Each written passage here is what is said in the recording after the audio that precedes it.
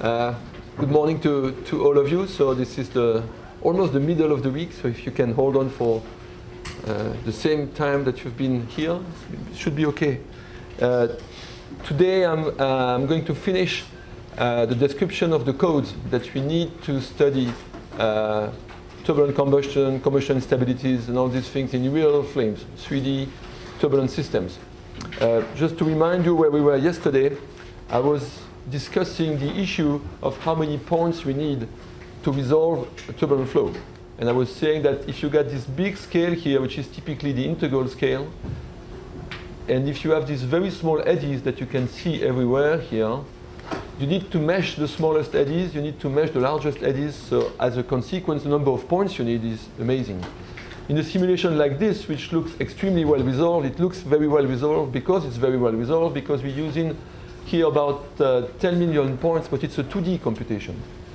This is why it looks nice, because of course in 2D you can have a much larger resolution. Between this point and this point here we have about 400 points. So in 2D you can do that. In 3D it's much more difficult. And as I was saying yesterday, in practice even today or even in the years to come, it will be very difficult to imagine to have this kind of resolution at the Reynolds number we need, on the sizes we need in 3D with chemistry. So we need to do something to go beyond that. And yesterday I said, well, there are two things, we call them models, but as I've tried to demonstrate today, it's not really a model, it's what you need to do to make it work, because otherwise it simply won't work. So we talk about turbulent viscosity, and I've shown that basically we are modeling turbulence as a dissipation, which is extremely bad idea, but it helps to make the code work. And now I want to talk about numerical viscosity. Today, especially in the first hour, I'm going to do much more CFD than I did before, because there's no way you can hope that CFD is not going to interfere with physics there. You would like, to be able to say, I'm doing combustion, I'm preparing a set of equations, and then someone solves them for me. That just doesn't work. Okay? The intersection between the CFD effects and the combustion effects, the model effects are very strong. So now let me talk a little bit about numerical viscosity. So what is numerical viscosity? So that looks like a course on CFD 101, okay? That's the basic level. I will just start with this equation here, which is basic equations you want to solve in LES. It's basically propagating a signal f at a speed u, okay? So this equation just will move the signal f at the speed u, and if you want to solve this thing numerically, you discretize space with a size here of delta x, you discretize time with delta t, and the most naive way of integrating an equation like this is to say that df dt is fn plus 1 minus fn over delta t, df dt, easy, and df dx is fi plus 1 minus f minus 1 over 2 delta x. That's a centered scheme, and here you put 0. If you code this thing, some of you who have tried to do that probably know it, that doesn't work. It's completely unstable and it explodes right away, leading to this thing which I'm going to discuss today, which is called a wiggle. The system is linearly unstable, not in the real world, but in the numerical world, and you cannot use a scheme like this. So what people have done for a long time is to use this trick. They found out very rapidly that you can use the same equation, and here you add a small term. I will define what small really means in a second. This term is written like this: fi plus 1, fi minus 1, minus 2fi over delta x squared. And you put a coefficient in front of it, and you try to keep this coefficient small enough. And this thing works. Okay, you code it, and it will give you a stable result. Now the trick, of course, if you do a Taylor analysis of this equation, you realize that you're not solving this equation anymore, you are solving that one. Instead of having 0 here on the right-hand side, again you see that this term here is nothing else than the second derivative of f. So it's again a dissipative term. So when you do that, you are actually introducing now a new viscosity, which is due to the numerical scheme. And everyone has to do it, okay? I will discuss that in a few seconds. In all codes, there is a certain level of artificial viscosity which must be introduced. That's the price you need to pay for the fact that you're not discretizing the whole space in a continuous fashion. You have put samples, and you need to pay for that. Now, some people say they're not using artificial viscosity, but they're using upprint schemes. Upprint schemes are not better, okay? Upprint schemes means that instead of writing fi plus 1 minus fi minus 1 over 2 delta x, If the velocity is positive, you put fi minus 1 over delta x. You're basically taking derivative in your back. You can show that this is stable, unconditionally stable. That's pretty good. So you code it and it works. The trick is that if you do, again, a Taylor analysis of this equation, you find out that the equation you're solving is, again, the one you should have, plus a correction term here, which is, again, the viscosity, except that the coefficient in front of this viscosity depends on the size of the mesh. It's not a constant, but it's still there. So even if you're using an upwind scheme, you are also introducing artificial viscosity. Whether you know it or you don't know it, in the end, it's the same. This problem is very, very common in combustion codes, because in combustion codes, we are solving for velocities. Velocities can take any values, but you are solving for mass fractions. And it's very, very unpleasant to have a mass fraction which is negative or larger than unity. Okay, it doesn't look good on your plots. So you like a lot of people actually using upwind schemes to advance the mass fractions equations just to make sure that they don't get negative or larger than unity. And it works, except, as I will show you later, when you do that, you've done something bad to the equations themselves. They don't get to stupid values, but you have lost a lot of what we wanted to have in LES or in DNS. If you're doing a once code, you don't worry about that. But if you're doing LES or DNS, you do have to worry. Now, just again, for those in the room who are really doing CFD, what I've just done here is a very simplified analysis, which is called the equivalent equation of a a numerical scheme. And you can actually do that for all kinds of scheme and find a correction term here and the order of this scheme. And this depends on the CFL. The CFL here is the speed of convection, the time step divided by the mesh size. So basically, the CFL tells you how far the information goes in one time step. So typically, when CFL equals to 1, it means the signal has moved from one cell in one time step. If you're using an implicit code, you can move from much more than that. If you're using an explicit code, it's easy to understand that it's difficult to imagine that you can propagate the information of more than one cell in one time step. And depending on the scheme that you're using, this term here, the correction term, can have all kinds of properties. And if you're doing a code today, you will have to worry about these things. Even so you're not your combustion guy, you will have to worry about the order of precision of your scheme. And I will discuss that in a few seconds. OK, so now where are we? Remember, we had a flow with a Reynolds number UL over nu, millions. But now what we will have in the computer, not in the real world, is a flow with a Reynolds number UL over nu plus the turbulent viscosity plus the artificial viscosity. And you could say, hey, it's not a problem if these things are small. But the truth is, this is 1,000 times this, and this is 100, 200, 500 times this. So these terms are much larger than that one. They are so large that actually the Reynolds number, which is here, becomes smaller than the critical Reynolds number in your system. So typically, it becomes so small that the flow becomes laminar. And you see how bad that is. Because instead now of computing a high Reynolds turbulent flow, we're just computing a laminar flow where the viscosity has a funny dependence. But it's so large that it's a laminar flow. It's always striking to me that when young people start using codes, if you tell them the Navier-Stokes equations contain turbulence, but then you use a Wands code and everything which comes out of it is not moving, then you should worry about it. Because it means that you've done something bad to these equations. You have really changed the nature of the flow. Instead of computing a turbulent flow, you're computing a laminar flow in which you are tuning constants, hoping that in the end, what you put here will give you the average of the flow.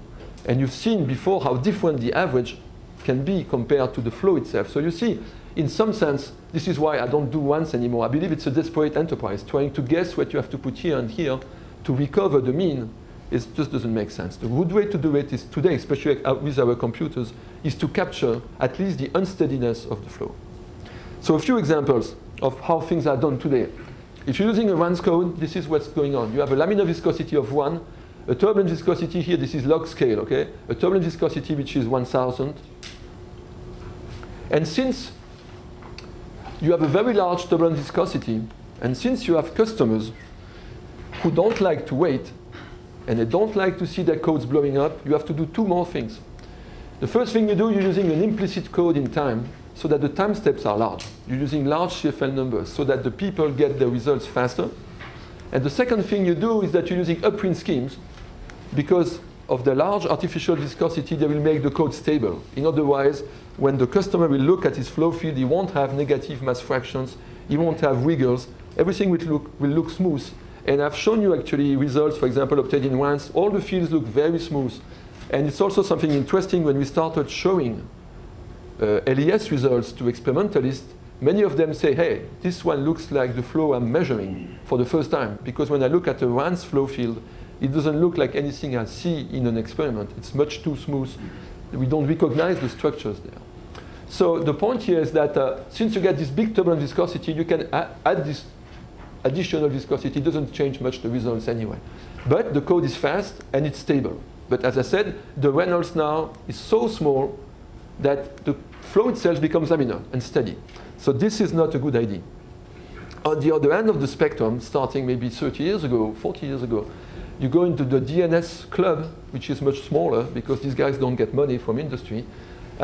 These guys say, I have laminar viscosity and I want zero turbulent viscosity and I want zero numerical viscosity. How do you do that? For example, here, instead of using finite volume code, you use spectral methods, which are extremely precise. And instead of having implicit solvers, you use only explicit solvers. So the time step is very small, the scheme has a very high order, and as a consequence, these two numbers are very small here, and the Reynolds of this flow in the computer is exactly the Reynolds of this flow in the real world. This is why it is DNS.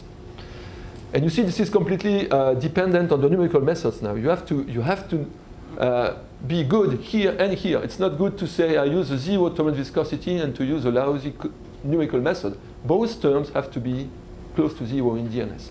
And the DNS community has been doing that for a long time, and it's fine, except that they can compute only boxes of 1 millimeter square, maybe cube, and that's all. So there's no way you can do something useful with this method if you go to a real engine. You have to do it for scientific issues. Right? And so the idea with LES is in the middle there. We want to have a turbulent viscosity model which is much smaller than what we have with WANS. There are good reasons for that. The turbulent viscosity of an LES code corresponds only to the smaller scales that you are not resolving, not to the full spectrum. So it makes sense that this viscosity will be smaller.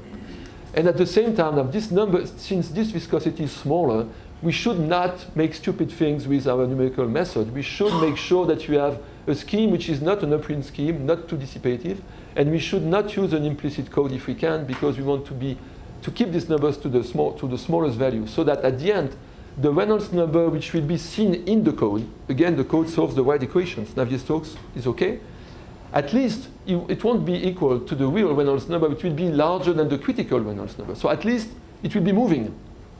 And again, I repeat, those of you who are doing LES, don't look first at the mean results by averaging them. Look at the instantaneous values, make movies. If it doesn't move, it's not LES. And then you're in trouble. Example, a lot of people, especially now with commercial code, say, I just take my WANS code working like this, I replace the K-epsilon model, which was here for the turbulent viscosity, by the Smagorinsky model, which is much smaller, and I want this thing. That doesn't work because now, of course, this viscosity is smaller, but you still have this large artificial viscosity in your system. So when you're going to be running this thing, you still have something which is much too small for the Reynolds number. And so this setup will actually give you the same results as WANS. There will be no turbulence there. There's a good way actually to check if your code is behaving that way. You just go in your LES code, and you go in the routine where you have turbulent viscosity, you set up to 0. Most cases, the result is the same. Why? Because this term has no importance. Everything is done by this term. In which case, you're not really doing LES again. Everything is controlled not by the turbulent viscosity model, it's controlled by the scheme itself. And this is why I've been saying many times that if you go to LES, it's not only changing nu t, it's changing everything. You need to change that too. Changing that is not sufficient. You cannot go there, replace K epsilon by Smagorinsky and say you're doing LES. So the point here is to say that, of course, LES is good. You want to do LES, but if you want to do LES, you need small time steps, you need a high order scheme. Otherwise, what you will have is a large eddy simulation without eddy. Okay? And you will see that, look at the results, quite often it's a problem. And so this means it's going to cost a lot. Between a WANS simulation and an LES simulation today, the ratio of cost everything else being equal, is of the order of 10 to the power 2 or 10 to the power 3. It costs at least 100 times more to do a good LES. And if someone is telling you that he can do the LES at the cost of the runs, it means he has a very bad runs code, or he's not saying the truth. So we need massively parallel machines, and I will talk about that in a few minutes to show you that, again, it's not only now the physics and the numerical methods, it's also the machine. And if you discuss with people in the HPC business, people who are building machines, they're even saying we should do it backwards. You should start by looking at the machines you have. And then you should identify the method which will allow you to do it. For example, we see today that a lot of people are even giving up on Navier-Stokes in the field of aeroacoustics. They use lattice-Boltzmann methods, which are not better, but they are easier to parallelize on 1 million processors. So the whole thing is going backwards. Instead of having people doing physics, writing equations, and solving them on a given machine, you start from the machine, you say, what is the best method which I can use on this machine? And then you go backwards and you see if you can use this method for your application. And in your generation, the question will come up. We see already today, for example, lattice-Boltzmann methods replacing classical Navier-Stokes on many cases. For combustion, I think we're safe. To do combustion with lattice-Boltzmann, we can wait. But you have to be aware that you cannot start a PhD just, thinking I'm going to write my equations, then I'm going to use a method, and then at the end I will see if I can use a parallel system. That's not going to work. It's too late there. You have to think right away, is this going to be parallel or not? You will see, for example, when we talk about tabulation also today, if you write a tabulation method for chemistry which cannot be parallelized, it's not worth doing it. You can stop right away. You have to do something which works on parallel systems. So the other question which is interesting is even if you give you today, and in the States you have machines like this, machines with typically 1 million cores. I think China is actually building one with 15 million. Is it easy, is it just sufficient to have the big machine? Well, actually, it's not going to be easy because now we have to think about computing waves. As I said yesterday, if you're computing a flow with a Navier-Stokes equation with a Rans code, you don't care about waves because you're computing averages, everything is smooth, nothing is really convecting. If you're doing DNS or LES, you need to compute waves. Waves can be acoustic waves or they can be entropy waves. So if you're doing LES, it's all about waves and the computation of waves. So we must be able to propagate vortices and acoustic waves and entropy waves. I will use this word entropy waves. What it really means is only a hot spot. Okay? It's a zone where the temperature is high, so you have a high entropy, and this spot is going to be convected. It has to be convected at the right speed. Otherwise, of course, again, you will have problems. And I will now need to start discussing dissipation and dispersion. So just a few comments on that. In the real world, a dispersive medium is a medium in which waves propagate at a different speed depending on the wavelengths. And for example, in air, in this room, the waves are acoustic waves, and they don't disperse. Typically, everything I say is propagating at the same speed, which is the sound speed, 340 meters per second in this room.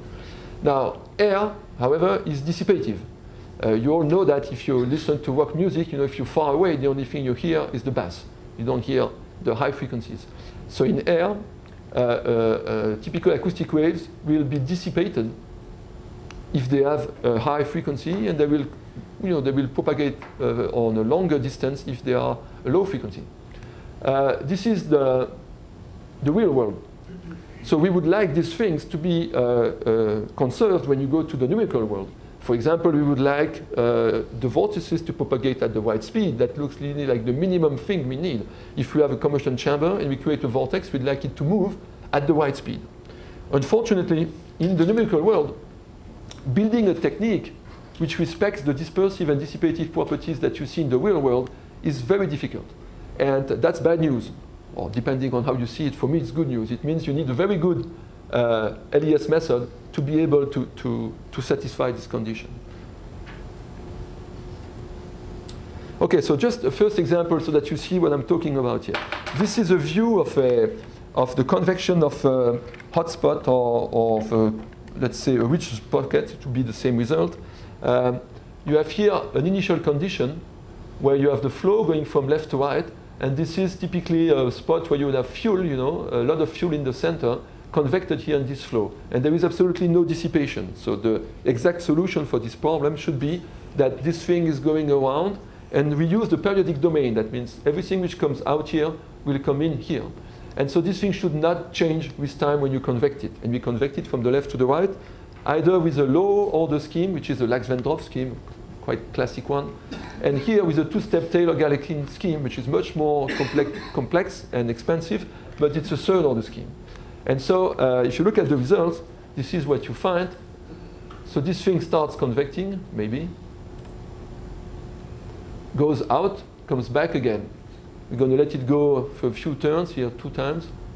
And right away, you see that the higher the scheme seems to be doing the job we expect. That means this wave here is propagating the way it should. And after 2 turnover times, it's back to its position. We can actually plot its shape now compared to what it was 2 turns before, and we should find exactly the same thing. Now, on the other hand, you see this guy here is dispersing. How do I see it's dispersing? Because here I have negative values. So if this would be the fuel mass fraction, I would have minus 0.1 here. It's unpleasant, okay, to have minus 0.1 for fuel mass fraction. You see also that the amplitude is not right. We have lost the amplitude, so it's dissipating also at the same time. And you see that the activity is, as you know, dispersed all over the place. It's not nice. It's not what you want. So right away, you see that in the field of LES, there will be good schemes and there will be good schemes and not so good schemes. And you need to know, if you're writing an LES code, you need to do these test cases to make sure that, that you get it right. So it's a little bit like, I think Professor Lowe mentioned that yesterday about the presentation of Moshe, that like for chemical schemes, for numerical methods, there are things you can do by hand. You don't need to run a code to understand what the code would do if you would write it. And that's a good example. This is what I'm going to do now. I'm not going to write a code in front of you, but I'm going to make it simple enough so that I can predict what the code would give if I would write it. And I would do that for this equation. Again, this is a convection of a signal u at a velocity c. C is imposed. It's a constant. And u is the signal I'm looking for. By nature, this equation does not disperse or dissipate. If you put a signal here, it will be convected exactly the way it should. At speed c, it will not change. So we can even write the exact solution of a problem like this. We can say, for example, if at time t equal to 0, this is this expression, I use a sinusoidal wave. So this is j square equal minus 1. This is the pulsation. This is the space dimension. If I have this signal at time t equal to 0, I come back later at a time t, it will have moved by a distance of ct. Easy, huh? And it shouldn't change. So it should be also a sinusoidal wave, and it's just the signal we had at the instant time shifted by ct. So it's u equal u of x minus ct at t equals 0. So you replace that here, and you find this expression. This is the exact expression. Okay, so independently of the method which I will use now, this is what I should find for this problem. Now, of course, this signal V can be entropy, it could be acoustics, it could be what you want. It's independent of my analysis. I just focus on the capacity of my scheme to propagate this signal. Okay, so in the code now, if you want to solve this problem, what do? You start by discretizing space. You put delta x here. I will use a regular mesh for the moment. And then you say then that the signal, initial signal, is written like this. U at point I at time t, which we will write ui of t, it's v of t, an amplitude, which is unknown, multiplied by exponential here of the space. So this is x, g square equal minus 1, this is the pulsation. And note here that the wavelength is just going to be 1 over omega. So what does the second order code do for a system like this? If for the moment, I'm going to suppose I have a perfect time advancement. That means this term, I'm going to integrate it analytically. It can be done for that case. So I will write dui dt. This is the velocity at a given point. C is a constant, and this is the second order approximation for the space derivative. If I plug in this equation, the expression here, which I expect to be the right one in the code, you plug that here, you see that V becomes dV dt here, and this thing becomes an exponential plus omega delta x minus omega delta x, so that's a sine wave, and there's a j in front of it, and the 2 goes away with this 2, and you're left with this expression. And the nice thing about this equation is that you can integrate it exactly, so that's where I don't have to invoke a time advancement system, and this is the result. V of t equal V of 0 multiplied by this exponential. You plug that back into the expression which is here, and you find the solution which a code would find if you would write it, but you don't need to write the code in that case. A perfect code would give you this expression. Perfect for time and second order for space. The signal that the code would give at time t, point x, would be the initial amplitude multiplied by exponential of this thing, x minus c, t, and here there's this correction, which comes from the discretization. Now, if we compare the two, this is the exact solution. This is what we should find. And this is what the code will give us. Okay, so you see that between the two, there are a few differences. So let me just first open a parenthesis here. The speed, you recognize here that this is the speed c, is not going to be the same now in our code. Instead of c, we'll have c multiplied by this sinus wave. But at the same time, the code is not dissipative, because the amplitude will remain the same. So this is typical of centered scheme. When you use a scheme which is centered in space, it has, in most cases, zero dissipation. But it has a dispersive effect. If you would do the same analysis, again, this is between parentheses because I will not do it again. If you use, for example, the upwind scheme, which I described before, the first order upwind scheme, this is the result of the analysis. It's exactly the same for the speed, but here you get a new term. And this new term is exponential minus something multiplied by time, which proves that here the amplitude will go down extremely fast if you're using an upwind scheme. And if you're using a centered scheme, you don't have that, okay? V of 0 is conserved. So if you're using an upwind scheme, and again, as I told you, a lot of people do that in the combustion world, well, you're going to lose your signal extremely fast. So that's certainly not something we want to do. So I'm not going to use any upwinding. I want to stick to a centered scheme. So centered scheme now, if you look again at this expression, you see that if I call c of omega, the speed at which the code will propagate the signal, and I normalize it by c, the speed at which it should propagate the signal, so I would like this thing to be equal to unity. And unfortunately, it's not. It's equal to this expression here. You can plot this expression as a function of omega, but it's not a good way to do it. I'm going to plot it as a function of lambda over delta x, which is 1 over omega. Why? Because lambda over delta x is the number of points you put in a sine wave. So here we start touching, we know what we really will do in LES. We have a vortex, and we are able to put 4, 6, 8 points inside this vortex to solve for the inner structure of the vortex. This is this number, 2, 4, 6, 8. Here, for example, you put 6 points in one sine wave. Okay? And here you get the error, or let's say the approximation you're doing, you should be at 1. And for this second order scheme, you see that if you try to propagate a vortex with 6 points inside the vortex, the mistake, the error will be of the order of 30%. That means this vortex will move much too slowly. Okay? Bad news. Okay? It will not take the right time to go from one point to another. And if it does not, you realize right away that, for example, if you're computing acoustics with that, it won't work. Every frequency will be wrong by 30%. And of course, if you put a lot of points, 20 points, the error will be small. But in LES, as I will repeat in a few minutes again, we have a lot of small vortices anyway. So we always have vortices which are close to the limit here. And these vortices will be convected at the wrong speed. That's a major problem. So how do you fix this problem? Well, there's a good solution there. You can use higher order schemes.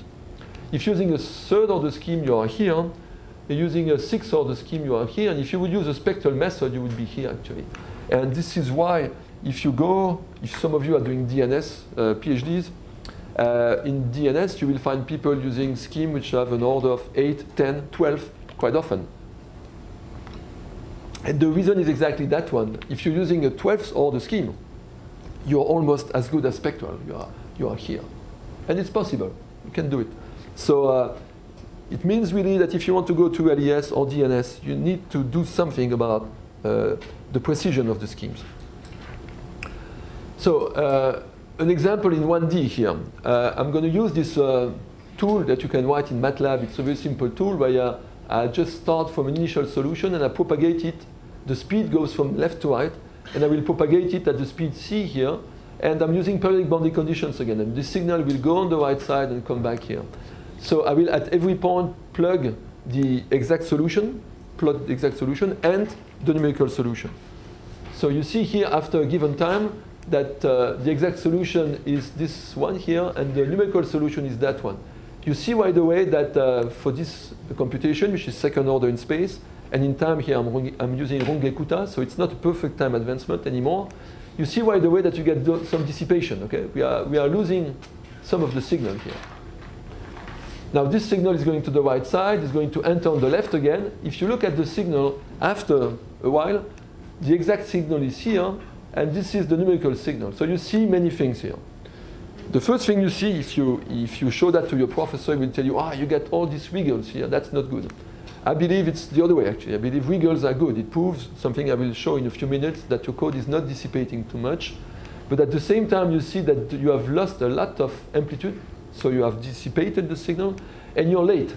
Okay, look at this point here. It's not at the right speed, so you are dispersing also. So I will come back to the wiggles in a few seconds. Let me translate now this 1D example to a 2D example. A vortex. This is really the best prototype for LES. In LES, what we do every time is we propagate vortices. So this is a vortex here centered in the box initially, and it's a periodic box, so it will leave on the right side, come back on the left side. And I will show you different codes that we use for that. We use CEFRC, we use Fluent, we use our second order scheme, and we use a third order scheme. And I will show you results first where the time step is very small. Again, as I was saying before, in LES, in boxes like this one, you can have a lot of vortices, and the smallest vortices are resolved on very few points. So we need to be able to propagate signals on very few points. And when you have an LES also, you have to be aware, it's different in DNS actually, you have to be aware that in LES, there will always be vortices close to what we call the cutoff here. That means, in other words, if you look at your flow, you will always have eddies resolved on 4 or 5 points. You cannot avoid that. If you do DNS, it's not the same because you are resolving the whole spectrum. But in LES, since you cut here, activity is not equal to 0. So at this wavelength, you still have vorticity. And this vortex should not give you too much trouble. There's a disturbing point also I want to mention here is that these vortices close to the cutoff are the ones which are the most active in the Smagorinsky model or in most LES models. And that's a disturbing idea because those are the eddies we use to compute the turbulent viscosity. It's another topic I don't want to discuss now, but it proves in any case that you have to be as precise as you can near the cutoff here. So since it's periodic on all sides, this is the velocity. The vortex will come out, come in again. Okay. So this is again typically a movie of this guy. We're going to let it run for a certain number of iterations. It's leaving on the right side, coming back. There is no dissipation in this problem, so when it's back here, it should be exactly what it was initially. So it's very easy to validate your code if you want to do that. I'm going to show you results after 3 turnover times. First, I'm going to do it with a very small time step, which is imposed here by this CFL condition. That means 0.7 means the signal moves by 0.7 delta x in one time step. If you want to do this with your code, you can just type this Surfax Covo e-learning on Google, and you're going to end up here. We have set up a website which gives all the description. It's a very simple test case, actually. And you're welcome to run this case and send us the results. And we have here quite a few people who are contributing to that, the Georgia Tech code, open form, etc. So you can compute the results after that and see how you do on a test case like this. So this is the results you obtain after 3 turnover time. So here, we're looking at pressure. Okay, pressure is small at the center of the vortex. Okay, just because of rotation, you can show easily that if you have a rotation like this, pressure should be small at the center of the vertical wave. So pressure is here, and this is the analytical solution. And after 3 turnover times, with CFX or with our low order code, second order, this is where the vortex is. So you see, by the way, 2 things. You're late. This is a dispersive effect. And you are dissipative. You have lost almost 60% of the vortex strength. So that's not good at all. But when you compare with the third order scheme is right exactly on the solution. So you see right away that everything else being equal, going from a third order scheme to a higher order scheme makes a big difference. This is pressure. If you do the same thing for velocity, this is a vortex, so it's turning this way. This is why you have positive velocities, negative velocities here. Exact solution is here, and again you see that the lower the codes are gone, and the higher the code is right on the exact solution. So right away this tells you I shouldn't use second order schemes. That's not a good idea. Now, if you wait 10 turnover times, so this thing has been going around 10 times, which is not that much because in a combustion chamber, a vortex can be convected on a long distance, between the inlet and the outlet. Well, here it's easy. Again, we are back to large eddy simulation without eddy. The lower the codes, they don't even see there's a vortex anymore. It's completely gone. So if you would simulate a combustion chamber with these tools, in most cases, you won't see a lot of vortices. They will be created and then they disappear right away. They are dissipated. You don't want to do that. You want to do this. Okay? The third order code is still able to be right at the right time and right at the right amplitude. That makes a big difference. Same thing for the velocity field. Okay? The lower the code are gone, but the higher the code is right on the exact solution. So that's a very, very important different point. Now, time step. That's the famous implicit-explicit controversy in the field of Reynolds average Navier-Stokes equations. People, as I said before, have been using implicit codes forever. In the field of LES, for non-reacting flows, there are quite a few groups trying to do implicit codes because they have a problem with the size of the mesh. Near the walls, the mesh size is so small, around an aircraft, for example, that it makes sense to try to use an implicit solver. But in combustion, where the flames are everywhere, my feeling, we try to do implicit too, but my feeling is that every time we try, we are not as good as explicit, and in most cases, we are even slower.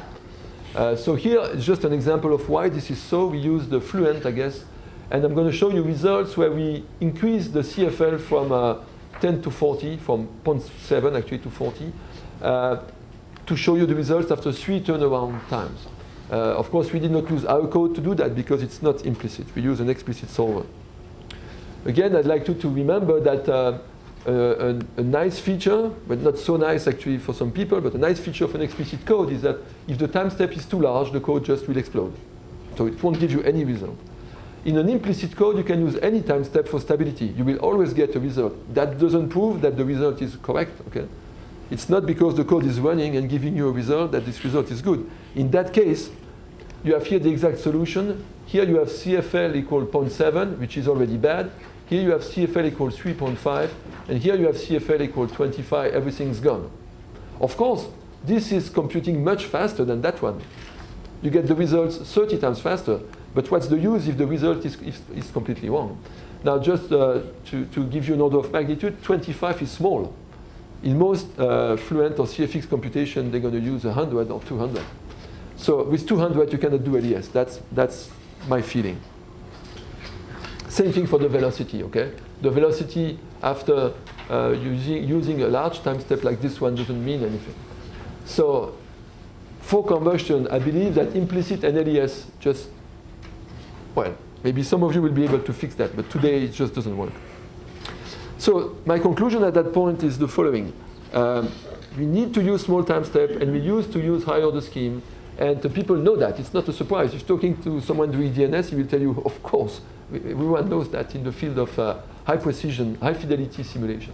And you can do it in the DNS community if you're using isotopic turbulence in a cube, then using spectral method. If you do more complicated shapes but still structured codes, you can use finite difference methods, and they will work. But the problem is that for the chambers I'm going to show you today and tomorrow, there's no way you can mesh them with a structured code. It's important to realize that if you're a PhD student, because if your advisor proposes that you're using a structured code for a real combustion chamber, you have to expect you're going to be meshing it for 1 year. This is the typical numbers, between 6 months and 1 year. And if you're using an unstructured solver, you can do it in 1 afternoon.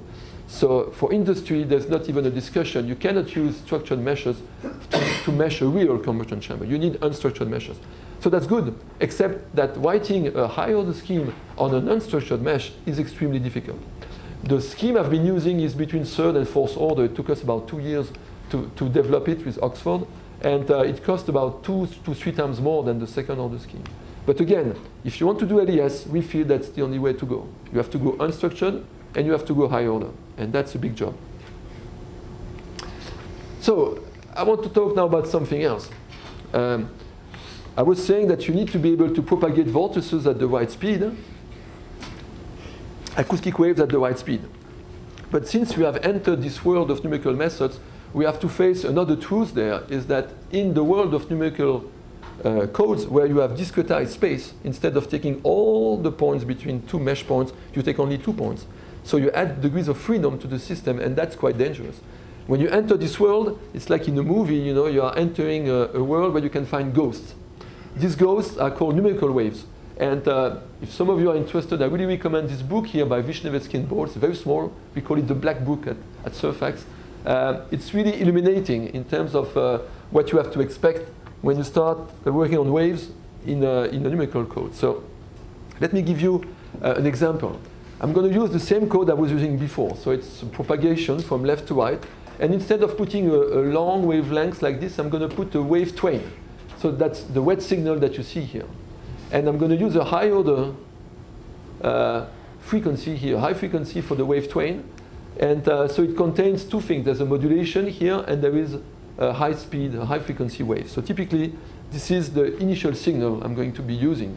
So it's same code. I'm solving convection from left to right with this initial signal. And here, you see the points. They are just plus, minus, etc. So here, I have 2 points per wavelength.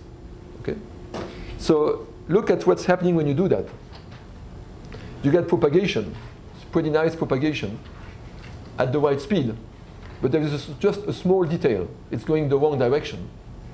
Okay. So now, if you're trying to compute a flow where the vortices are going backwards, it's not going to be good.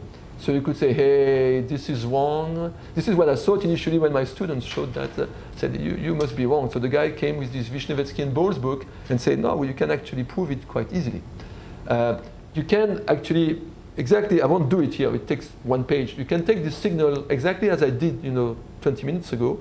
You can put it into the convection equation, and then you can find the group velocity of this animal. And you can show that the group velocity of a wave twain is d over d omega of omega c omega divided by c, c omega being what is here. You can write the group velocity of this thing, and you find this expression. And this expression is indeed positive for some cases and negative for others. In other words, a wave twain in a system like this will propagate at speeds which can be negative. So this kind of splits the world in 2 now. If you again look here at lambda over delta x, which is the number of points you can afford to put in one vortex or in one acoustic waves, you will have to face 2 situations. Either you are rich and you have a lot of points, so you will put 6, 8, 10 vortices in your system, and they will propagate at least, maybe not at the right speed, but at least in the right direction, which is good. Or you're not that rich, and in LES, as I said, you always have problems there because you always have problems near this region. And then you will have what we call Q waves or ghost waves, and these waves will actually propagate in the wrong direction. They will go upstream against the flow. And you can do it by hand, and then in the book of Vishnevetsky and Ball, he gives all kinds of nice expressions showing that this really happens. So the second thing which is a problem there is that the speed at which these waves are propagating backwards depends on the accuracy. If you have a second order scheme, the group velocity of the wiggles, the maximum group velocity is -1. So that means if you're talking about acoustic waves, the acoustic waves will go this way, and the ghost wave will go that way at minus the sound speed. But if you want a high order scheme, which is what we do, then the scheme will be much larger than the sound speed. Actually, for a 6th order scheme, for example, the group velocity of wiggles will be 4.3 times larger than the sound speed. And this was the source of a long research at CEFRC long time ago, because we had a supersonic flow, Mach 2. And then when vortices were leaving the domain, bling, we saw something entering the domain. And we keep saying it's impossible because the flow is supersonic. Because the flow is supersonic and all the physical information is flowing downstream, but not the ghost waves. The ghost waves can propagate at 4 times the sound speed. So these ghost waves were produced at the outlet, propagating upstream. We didn't see them. You will see why in a minute. They're very small. And hitting the inlet boundary, generating a new perturbation. And so now, as you can see, this is a great danger, because if you start having these waves there, you don't know what you're computing. Now you could say, well, why do we care? Maybe these waves, you see that actually, I shouldn't say that, but when you have kind of wiggles in the flow and the PhD advisor is not happy, usually the student goes on the web and looks at filtering waves, and he finds some algorithm which just filters this. It's very easy to filter, okay? You just add a Laplacian on it and you can kill them. So you could say maybe you don't care about these waves, you can just forget about them. And if needed, when we plot results, we just filter them before and we're fine. The problem is that these waves have a bad ID. If I continue the movie I was showing before, when the wave is here, and when it will hit the inlet, it reconverts into a physical wave. So these ghosts are not only ghosts. Sometimes they transform into real people. So that means in this room you have ghosts traveling, and every time the ghost hits the wall, it transforms into a new vortex. And this new vortex is going to travel downstream, and it has a long wavelength, and you're in trouble. So you could say, well, if these waves are a problem, let's try not to have them. Let's avoid generating them. So where do they come from? Well, they come from initial conditions first. Those of you who have done spectral analysis know that even so in a system like this, it doesn't seem to contain high frequency content. Because the gradients are very strong, it has actually an activity in very high frequency range. And so when you start propagating it, it will propagate to the right side. But look here at these guys here. This is our fronts. And now when the signal is gone, you have the wiggles behind it, and they are going to propagate upstream at minus the velocity. The other reason why you have, and you cannot avoid to have ghost waves, is that when physical waves will hit boundaries, they will also generate waves, which are ghost waves. Typically look at this guy, it's going out, and when it's going out, you see this small train here. Now it's here, now it's here. And as a consequence, even if you would like to live without these waves, you can't. You will generate them when you create sharp gradients. And sharp gradients are not necessarily gradients created by initial conditions. They can be created by boundary conditions. For example, many of you, actually most of you, probably if you do combustion, you will have an inlet like this one. And here you will have a jet of something. And in most cases, students, because they want to save CPU time, they just say, well, 1 point here, 1 point here, and that's it. If you do that, in the same way that you have sharp gradients in the initial conditions, here you have sharp gradients in the boundary conditions. And this will create wiggles right away. So you will see here in your flow, chuk, chuk, chuk, chuk, chuk, everywhere. What's the solution? Well, the solution, you need to put more points. You need, 20, 30, 40 points here. Going to cost you much more, but you have to know what you want to do. You want to do a real LES, or you want to do just a fluent type LES. If you want to do something clean, you need to pay for it. So as a consequence, you have this very frightening idea that in a system with boundary conditions, you can have self-sustained oscillations. One of the first guys who mentioned that was actually Patrick Huer, almost 20 years ago, because they had this problem in their code. So you see, for example, here a signal which is going to the right side. It's leaving, as it should, but it's sending back a small vortex, a small ghost wave. The ghost wave hits the inlet, reconverts into another wave, and the other wave will go downstream. And of course, in that case, there is no amplification. But if you do that with a shear layer, where vortices are amplified in the box, you have the possibility of having a self-amplified system, which doesn't make any sense. Okay, it shouldn't be there. Okay, so at that point, I always see a lot of people smiling. They're saying, I don't have this problem. I don't care. Okay, I just want to show you why some people don't care. I'm going to compare here exactly the same problem I was discussing with a higher order scheme and with a once type method. So you start with a vortex here, and you propagate it. And it's hitting the boundary and coming back on the other side. And if you look at the results you have after a while, you recognize your initial signal and you have some wiggles. It's true you have some wiggles, they are here. If you do that with a commercial code or lower the code, this is what you find. After the initial signal, which is here, you have this. And after one turn over time, it's true that you don't have wiggles. But the point is that you have nothing left either. In other words, sure, you don't have problems with wiggles because the whole signal is gone. It's completely disappeared because it's been eaten by the viscosity that you used to dissipate those things to make people happy that they don't see wiggles. The problem is that it's difficult to eliminate wiggles without eliminating the signal at the same time. That's a difficult question. Okay. Conclusion for this numerical aspects here. LES is good, but LES in general is difficult and expensive, and you should not believe it's going to be that easy. And if you want to do LES without paying for LES, it's probably not a good idea. And the only way to make LES affordable is to go to larger dissimulation. This is at that point I'd like to correct something I said a few minutes ago. I said LES is always slower than once. In France, for example, it's not true anymore for another reason, is that LES is slower than once if you're using the same number of processors. But LES today, since people have been working very hard to make it work on very large machines, is actually faster. For example, at Turbomeca, they get the results of the LES faster than the results of the RANS code. The result for that is that the RANS code cannot use more than 100 processors, but the LES code is using 10,000. So of course, in real time, human time, it's important thing even for you is, can I start my computation at night and get the results the following morning? This is the usual time you need. If you're using 10,000 processors, it's okay.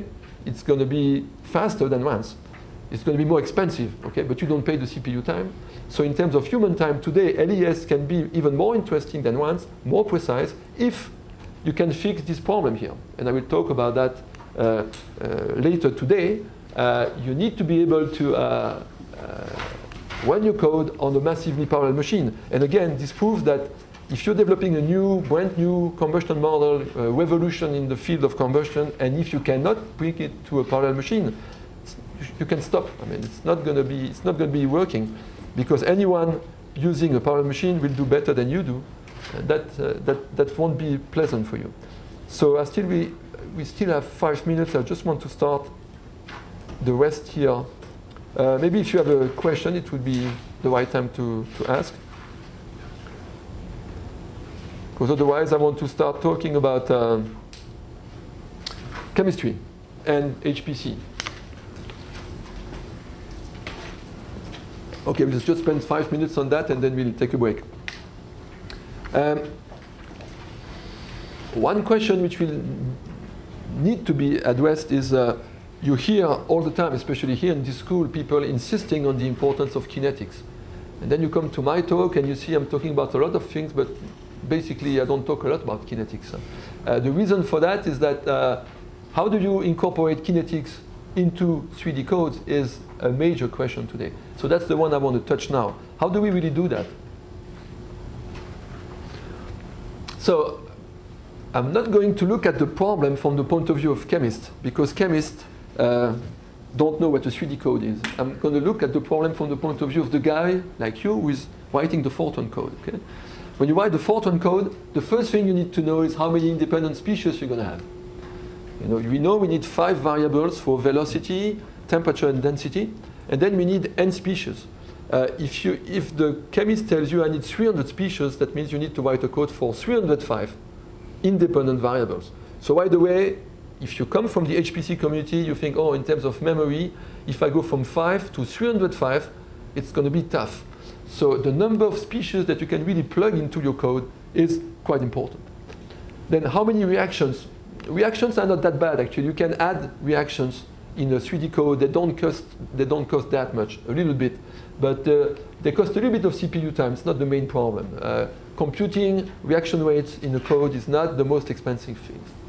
So I'm going to describe basically three techniques to do complex chemistry into code. The first I will call brute force. Just, go for it. Difficult. Then I will talk about tabulation methods, and then I will talk about reduced schemes. In practice, brute force methods are not used outside DNS. It's really a DNS approach, and this is what is used in real 3D codes for industry. So just a word about brute force methods, and then we'll talk about tabulation and reduced schemes after the break. So brute force methods is the following idea.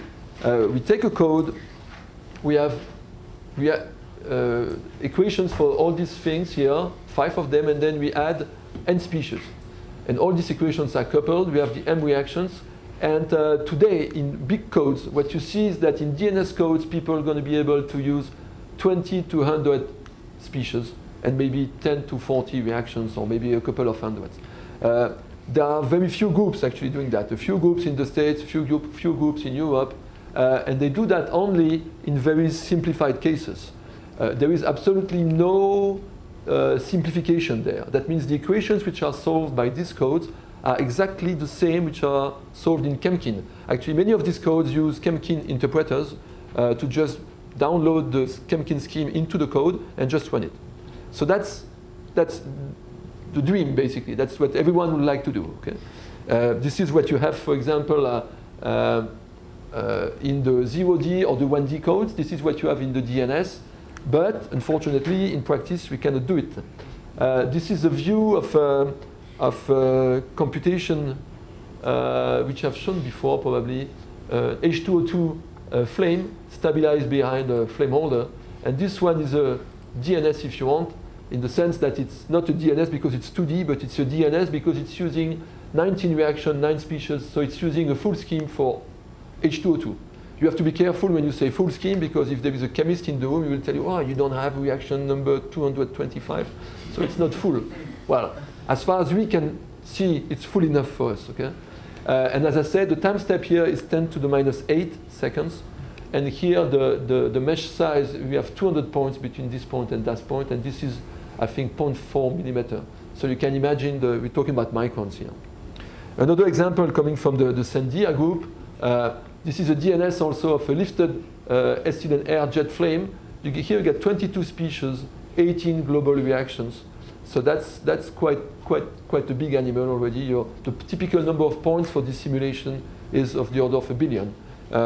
This one here is smaller because it's 2D. It's only 10 million. But if you want to go 3D, like the computation here of the group of Jackie, then you need to put billions. Then, of course, at this point, today, we cannot do that in real combustion chambers. So everything we're going to have to do after that is that we're going to have to make, again, compromises. Everything which is done after this point is a compromise in terms of chemist, and if there is a chemist looking at you, he will get nervous because he spends so much time building all these schemes, and basically we are going to destroy most of what he did because we are not able otherwise to plug these things into our codes. So the first thing we're going to do is these tabulation ideas. And the very important thing to realize about tabulations is that people tell you that tabulations are precise, they are. But what I see from the computer point of view is that in the tabulation methods, you're only left with 2 independent chemical variables. So you see, if you tabulate a chemical scheme where you have 300 species, when it arrives to me, it has only 2 independent variables. Usually the progress variable C, which tells you how far you are in combustion, and Z, the mixture fraction, which tells you how mixed you are. And all the rest is gone. So somehow, it cannot be avoided. The people doing tabulation somewhere must have lost a lot of information, because otherwise, it couldn't come down to only 2 variables. The nice thing about the tabulation, however, is that it's still a good way to introduce complex chemistry into your code. You have to remember that it's a complex chemistry which has to go into a very small hole to be useful for us, and this hole is tabulation. So I will describe what the main idea of tabulation is after the break, so that you see how we go from 300 species to only 2 variables. Okay, we can take a break if you want, or if you have questions. No? Get a coffee then. See you at 10.